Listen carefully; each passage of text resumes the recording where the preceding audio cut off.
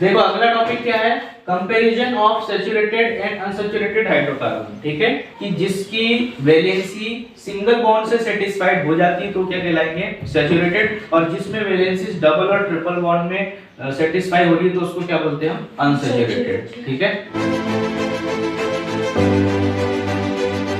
Saturated में क्या होगा, सैचुरेटेड देखो इसमें क्या है, कंपैरिजन ऑफ सैचुरेटेड और अनसैचुरेटेड हाइड्रोकार्बन, क्योंकि ये दोनों क्या हाइड्रोकार्बन के क्या है, डेरिवेटिव्स है। ठीक है, तो अब सैचुरेटेड में क्या होगा, सबसे पहला पॉइंट क्या है कि all the four valencies of each carbon atom are satisfied by forming single bond. किससे सेटिस्फाइड होगा, इसकी valency, four valency satisfied by single covalent bonds और with carbon and with hydrogen atom. किस किस के साथ रहेगा, कार्बन और हाइड्रोजन एटम के साथ रहेगा, लेकिन इसमें क्या होना चाहिए, इसकी वैलेंसीज जो फोर वैलेंसीज है वो सिंगल बॉन्ड से सेटिस्फाई हो जाना चाहिए। तो क्या कहलाएगा आपका सैचुरेटेड हाइड्रोकार्बन। क्या है, अनसैचुरेटेड ऑर्गेनिक कंपाउंड्स में पहला, तो देखो इसमें क्या है, valencies of at least 2 carbon atom, यानी 2 कार्बन। अनसैचुरेटेड में क्या होंगे, यहाँ पर हमेशा 2 कार्बन होंगे, एक कार्बन में नहीं चलेगा, यहाँ सिर्फ एक कार्बन होगा। समझ में आई बात, जैसे मीथेन सिर्फ इसमें होता है, इन दोनों में नहीं होता। क्लियर है बात समझ में, इसमें 2 कार्बन ही लगते हैं, हमेशा कितने कार्बन लगते हैं, अनसैचुरेटेड हाइड्रोकार्बन में हमेशा क्या होंगे,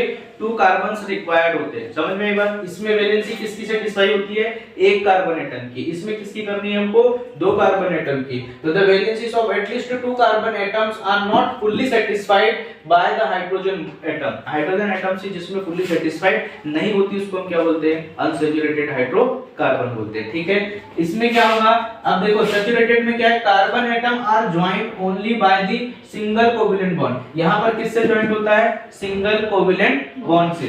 लेकिन इसमें क्या होता है, carbon atoms are joint by the double covalent bond. किससे, डबल कोवेलेंट बॉन्ड से जॉइन होता है। यहां पर क्या रहेगा, पर देखो इसमें 2 कार्बन है, ठीक है, 2 कार्बन एटम की वैलेंसी इसको सेटिस्फाइड करना है, इसमें किसकी, एक ही में काम सेटिस्फाई हो जाएगा। अगर दूसरा नहीं दिए तो एक में हम क्या करेंगे, हाइड्रोजन लगा देंगे तो सेटिस्फाई हो जाएगा, लेकिन इसमें एक में हाइड्रोजन लगाएंगे तो सेटिस्फाइड नहीं होगा।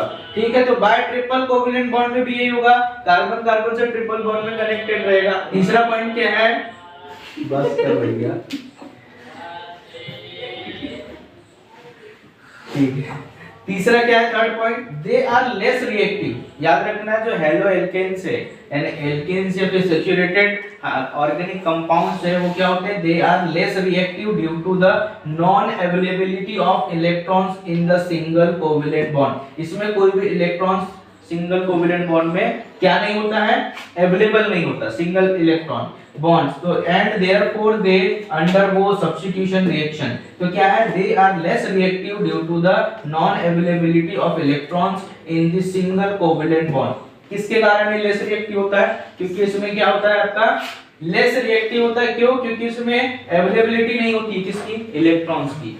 ठीक है, इन द सिंगल कोवेलेंट बॉन्ड, एक कोवेलेंट बॉन्ड में किसी भी इलेक्ट्रॉन्स की अवेलेबिलिटी नहीं होती है, इसीलिए क्या होता है, लेस रिएक्टिव होता है, and therefore they undergo substitution reaction. Substitution reaction का मतलब, इसमें सब्स्टिट्यूशन मतलब होता है कि एक अटैक करके हाइड्रोजन को अलग करके कोई चीज जुड़ जाना। समझ में आई बात, तो सब्स्टिट्यूशन रिएक्शन में चला जाता है, तो अंडरगो सब्स्टिट्यूशन रिएक्शन। सब्स्टिट्यूशन का मतलब एक चीज हट के दूसरी चीज लग जाना। लेकिन इसी का थर्ड पॉइंट देखोगे तो क्या है, they are more reactive due to the presence of electrons in the double or the triple bond and therefore undergoes the addition reaction. इसीलिए किस में चला जाता है, एडिशन रिएक्शन में चला जाता है, क्योंकि इसमें डबल और ट्रिपल बॉन्ड के लिए इलेक्ट्रॉन्स मौजूद होते हैं, लेकिन इसमें क्या होते हैं, नहीं होते, सिंगल बॉन्ड होते हैं, सिंगल इलेक्ट्रॉन्स होते हैं, इसलिए सिंगल बॉन्ड बना लेता है, और ये क्या कहलाता है, सब्स्टिट्यूशन रिएक्शन में चला जाता है, और ये किस में चला जाता है, एडिशन रिएक्शन में। क्लियर है, तो सैचुरेटेड ऑर्गेनिक कंपाउंड्स में क्या रहेगा कि ये सिंगल बॉन्ड बनाता है, पहली चीज। दूसरी चीज क्या है कि इसकी वैलेंसी एक कार्बन एटम की वैलेंसी को सेटिस्फाई करना रहता है,